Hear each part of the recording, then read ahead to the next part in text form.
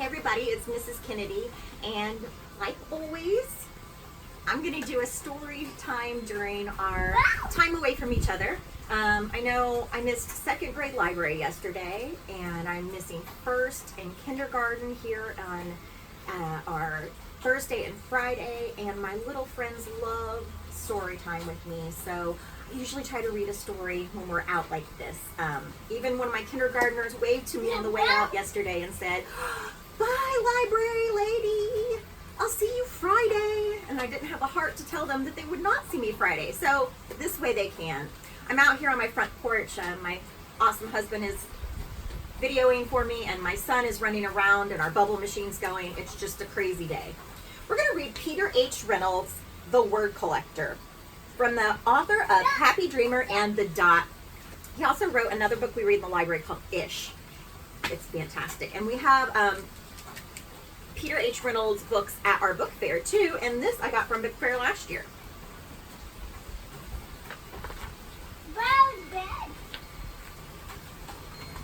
Collectors collect things. Some people collect stamps. Some people collect coins. Others collect rocks. Some collect art. Some collect bugs. Others collect baseball cards. Some people collect comic books. And Jerome, what did he collect? Jerome collected words. He collected words he heard. My trip to Peru was perfectly pleasant. Certain words caught his attention. He collected words he saw. Willow, this tea shop. He writes down willow. Certain words jumped out at him. He collected words he read. Emerald. Certain words popped off the page. Short and sweet words: spark, bloom, drip, dream. Two-syllable treats: treasure, motif, whisper, glimmer, hover, candid. And multi-syllable words that sounded like little songs: kaleidoscope, guacamole, geometry, wonderful, and symphony. There were words he did not know the meaning of at first, but he thought they were marvelous to say. Aromatic, vociferous, effervescent. Ooh, that's a fun one. There were words whose sounds were perfectly suited to their meaning. Molasses, smudge, bellow, Tyrannosaurus Rex. Oh, and this one, torrential. Like the rains come down a lot. They're called torrential rainstorms. Jerome filled his scrapbooks with more and more of his favorite words. Jerome's collection grew, and he began organizing them. Dreamy, science, sad, action, poetic. One day while transporting them, Jerome slipped and all his words went flying. Oh, goodness. As he began to pick them up, he noticed his collections had become jumbled. Big words next to little words. Sad words next to dreamy words. Jerome began stringing the words together. Whisper, symphony, electric peace, savor, dreams, cascading stars. Words he had not imagined being side by side. He used his words to write poems. He used his poems to make songs. They moved. They delighted. Some of his simplest words were his most powerful. I understand. I'm sorry. Thank you.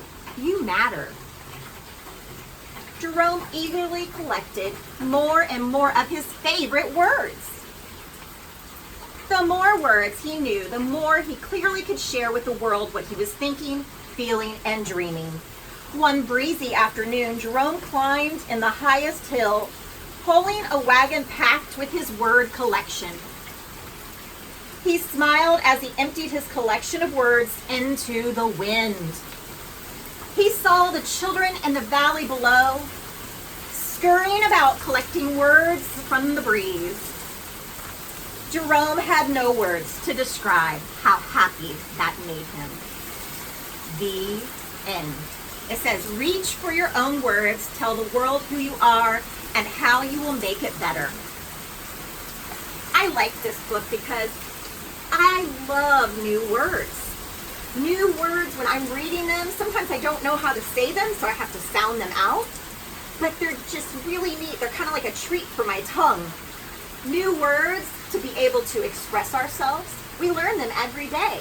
Sometimes we learn vocabulary in science and in math that help us do our problems or help us think about the world. And sometimes we learn amazing words in the books we read that help us describe how we feel. While we're off, try to find a new word that you like and then tell me about it when we get back to school soon. I'm going to read one little tiny poem because of all the rain that's coming down. It's by Jack Prelutsky, and he writes a lot of awesome children's poems. And it's called It's Raining Pigs and Noodles. It's raining pigs and noodles. It's pouring frogs and hats, chrysanthemums and poodles, bananas, brooms, and cats. Assorted prunes and parrots are dropping from the sky. Here comes a bunch of carrots and some hippopotami. It's raining pins and pickles and eggs and silverware. A flood of figs and nickels is falling through the air. I see a swan, a sweater, a clock, a model train. I like it so much better than when it's just raining rain. I like this story for a couple of reasons. This little poem, it's silly, and you know how much I like silly stuff, but also it has some great words in it. Hippopotami, chrysanthemums, those are just fun to read and fun to hear. All right, you guys stay safe, and I'll come back tomorrow with another story. Until then, always keep reading.